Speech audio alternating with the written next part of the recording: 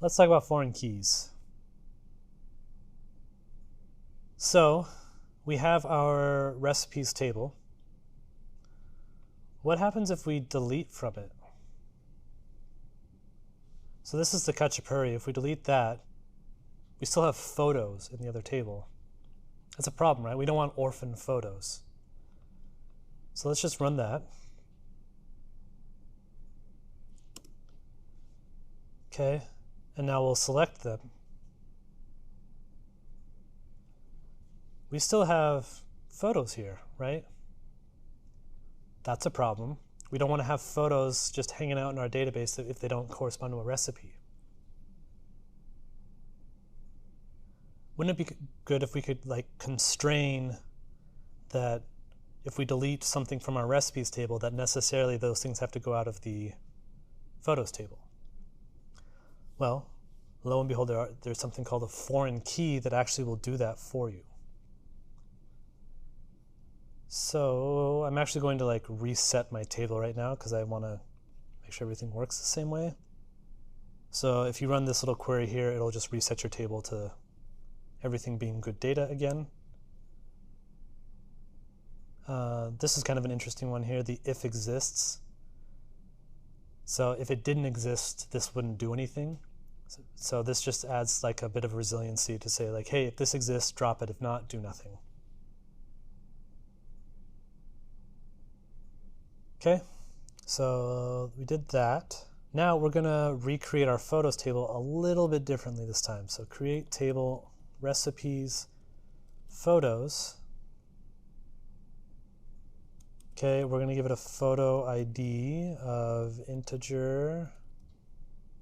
You could also just give it ID, either is fine. Integer, primary, key generated,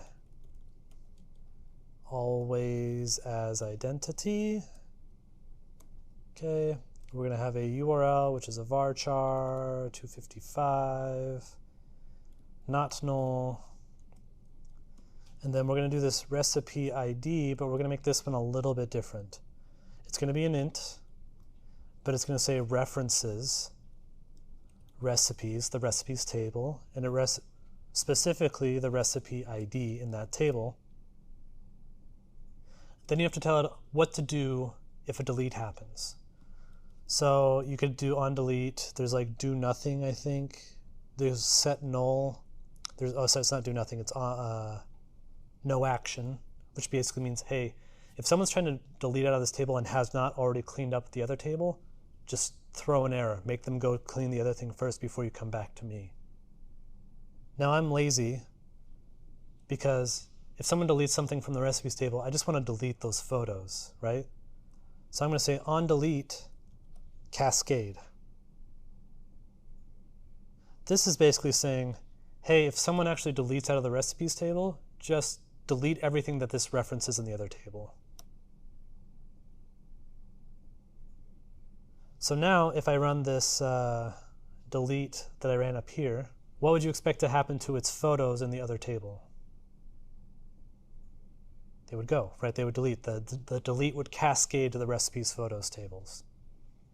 If I put no action, then what it would do is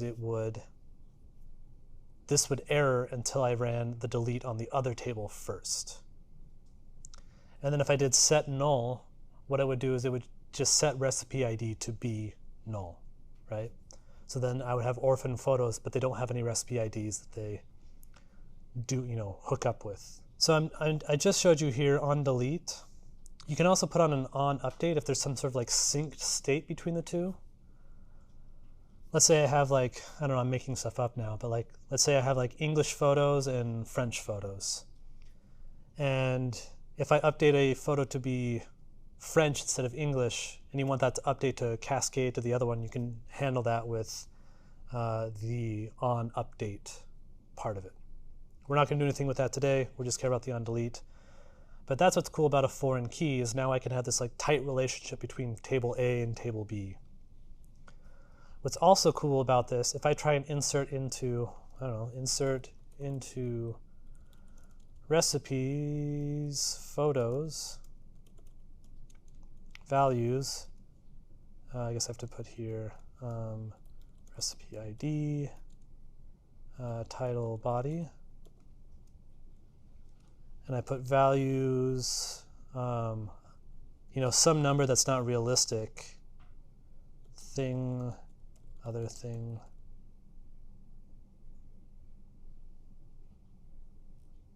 Did I not create that already? Or did I call it recipes photos?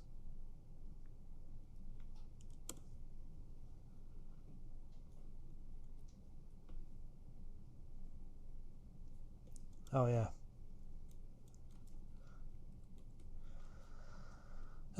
D recipes photos, and it's URL, not title body. Photo ID, recipe ID. So I just need a URL. Anyway. Now, what it's going to tell me here, this violates the foreign key constraint, which basically said, like, hey, you're trying to put something into the photos table that's trying to reference something in the recipes table, but that doesn't exist. I'm not going to let you insert this until you fix that. So now I can't accidentally insert orphan photos as well. So that's what this foreign key constraint does, is it makes sure that these things stay in sync.